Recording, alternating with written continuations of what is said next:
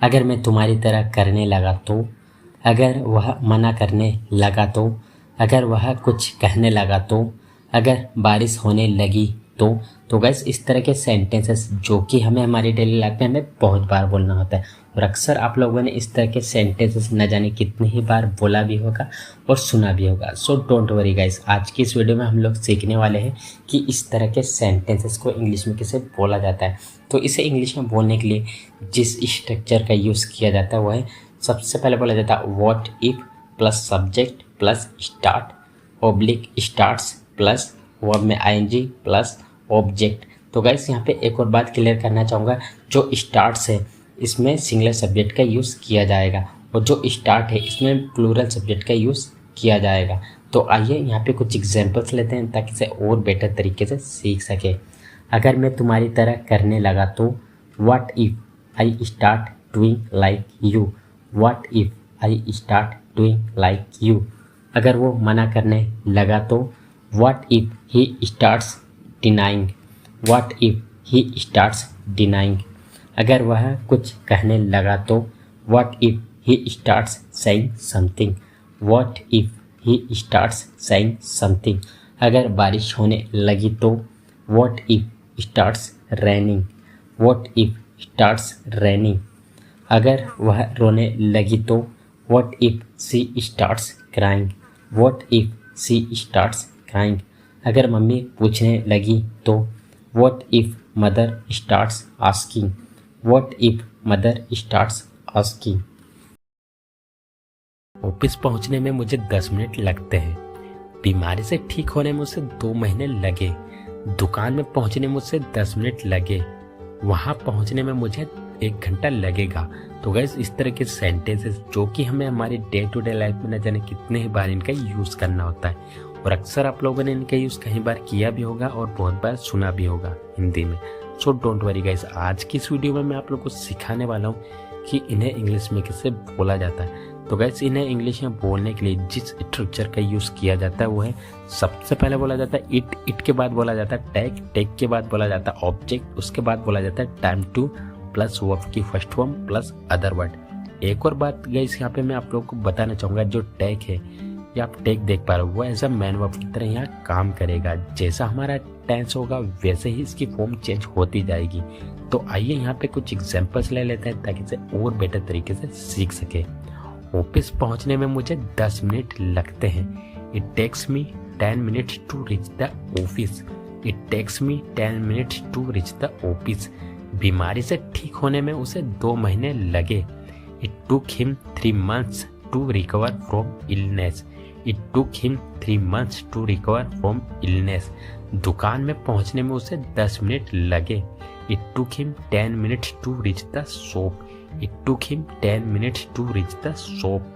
वहां पहुंचने में मुझे 1 घंटा लगेगा, it will take me 1 hour to reach there, it will take me 1 hour to reach there.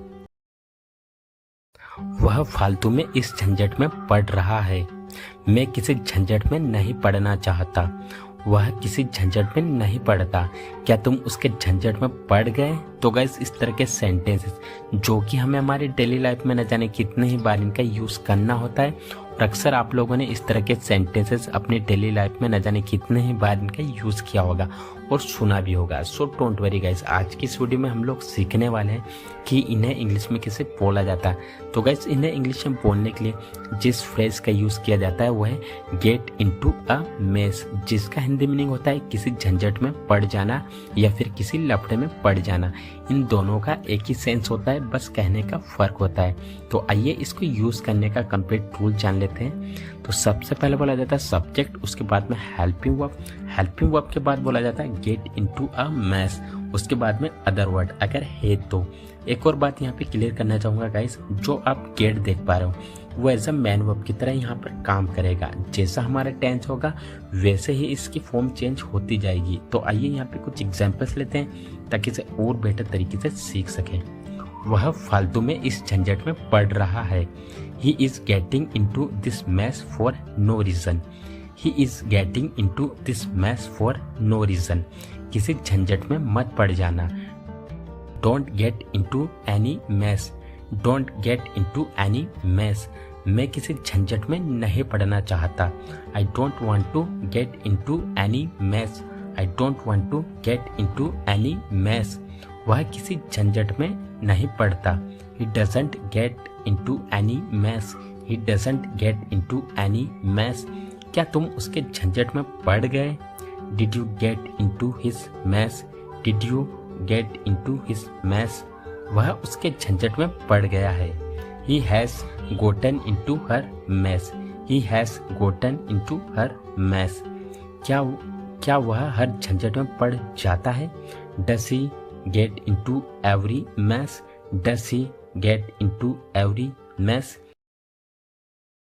मेरी शराफत का नाजायज फ़ायदा मत उठाओ, वह अपने पापा के पैसों का नाजायज फ़ायदा उठाता है। तुमने उसकी मजबूरी का नाजायज फ़ायदा उठाया, क्या उसने उस मामले का नाजायज फ़ायदा उठाया?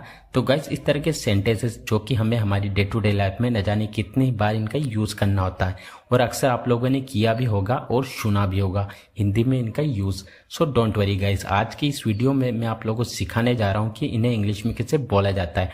तो इन्हें इंग्लिश में बोलने के लिए जिस फ्रेज़ का यूज़ किया जाता है वो है take undue advantage of something, जिसका हिंदी मीनिंग होता है किसी चीज़ का नाजायज फ़ायदा उठाना। तो आइए गाइस इसको यूज़ करने का कंप्लीट रूल जान लेते हैं। तो सबसे पहले बोला जाता है सब्जेक्ट, उसके बाद में हेल्पिंग वर्ब के बाद में टेक अनड्यू एडवांटेज ऑफ, उसके बाद में अदर वर्ड अगर है तो चलिए गाइस यहाँ पे एक और बात बता देना चाहूँगा, जो टैग है वो एज अ मेन वर्ब की तरह काम करेगा। जैसे हमारा टेंस होगा वैसे इसकी फॉर्म चेंज होती जाएगी। तो आइए यहाँ पे कुछ एग्जांपल्स लेते हैं ताकि इसे और बेहतर तरीके से सीख सके। मेरी शराफत का नाजायज फ़ायदा मत उठाओ, don't take undue advantage of my decency, don't take undue advantage of my decency, वह अपने पापा के पैसों का नाजायज फ़ायदा उठाता है।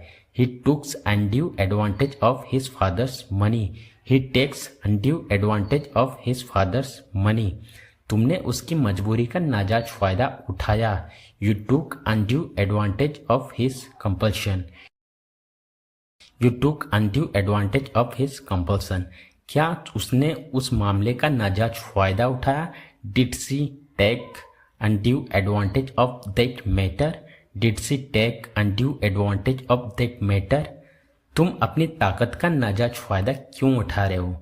Y are you taking undue advantage of your strength, why are you taking undue advantage of your strength, अब वह तुम्हारी बेवकूफ़ी का नाजायज फ़ायदा उठाएगा। Now he will take undue advantage of your foolishness, लोग हमारी शराफत का नाजायज फ़ायदा उठाते हैं।